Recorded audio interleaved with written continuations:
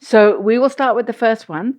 Not sure who it's from, but this person says, I found your podcast with Paul Saladino very interesting.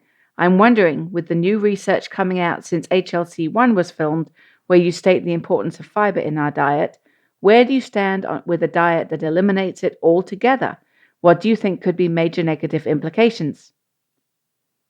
Okay, well, the major negative implications of a diet without fiber is that, um, if your body can handle it, like Paul Saladino's is currently handling it, I'm watching him carefully to see how long this goes on, um, then there is no problem.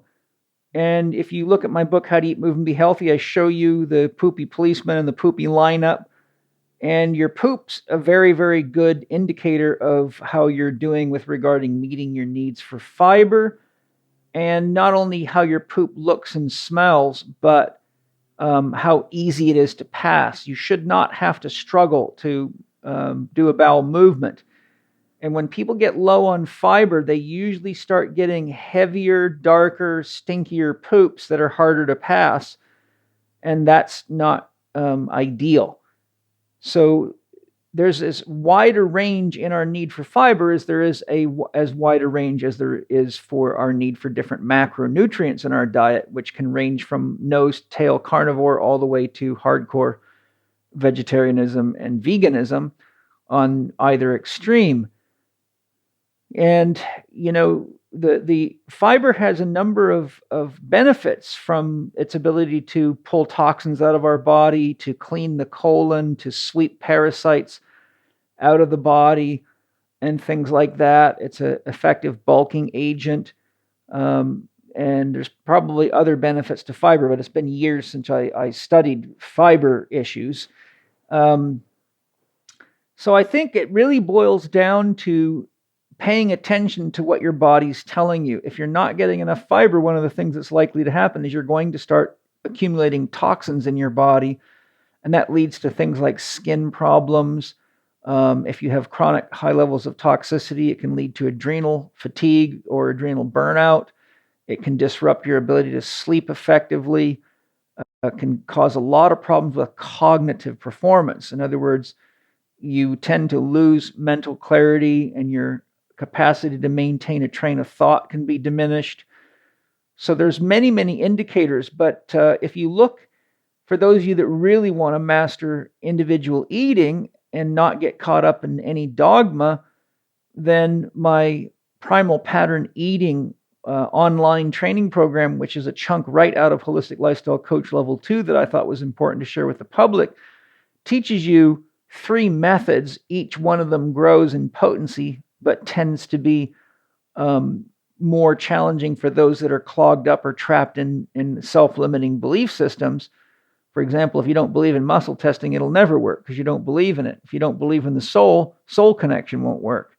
So that person has to stay at the level of what I call logging, diet logging, and looking for patterns and comparing symptoms to foods. So the Primal Pattern Eating course takes you through quite a comprehensive explanation of how to not only individualize your diet, but how to recognize indicators that suggest a need for changes in diet, be it how much produce you're eating, or how much fat you're eating, or protein, or, as I say in HLC1 or Eat, Move, and Be Healthy, eyes versus no eyes food. And then you start customizing it to yourself. And if you have seen my YouTube video series on my YouTube channel, which is youtube.com/Paul Chek Live, I show you, or I tell you in my series titled The Fastest Way to Health, that the first thing I say is the fastest way to health is to quit bullshitting yourself. And when people get addicted to certain diets and certain approaches, they can convince themselves that it's working very well. But those of us that have the training to know what we're looking at often smile and say, oh, that's very interesting. Here's somebody who's overweight, out of shape, and unhealthy telling me how amazing their vegan diet is. Or here's someone who's obviously got signs of liver toxicity or kidney stress telling me that they're eating a carnivore diet. And so your body's always telling you the truth. Symptoms are indications that the body's trying to compensate to do its best to keep you alive and keep you healthy and vital. And if the symptoms that you're having are not indicators of optimal physiology and optimal function, then it means pay attention to what you're eating. Now, diet's only, of course, one factor, but it's a big factor.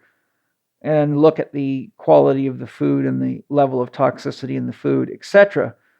So I don't have a fiber dogma, and I personally am curious to see how long Paul Saladino can go that way, but he may be gifted with the genes to handle that kind of a diet. Some of us aren't. And having experienced many, many diets and used myself as a guinea pig, I can assure you that I can range wildly, as most of the people I coach, from being able to go on pretty much an all-meat diet, for example, after I do heavy weightlifting, to days when it's hot and I'm resting or doing more cardiovascular type exercise or circuit work, where my body begins to crave a lot of vegetables. And sometimes I'll even go all the way toward vegetarian or full vegetarian on my off days, especially if I take 2 or more days off of training. I find that the efficiency of my body when I'm not training is such that eating meat like I would on a training day just makes me feel bogged down, clogged up, and can constipate me.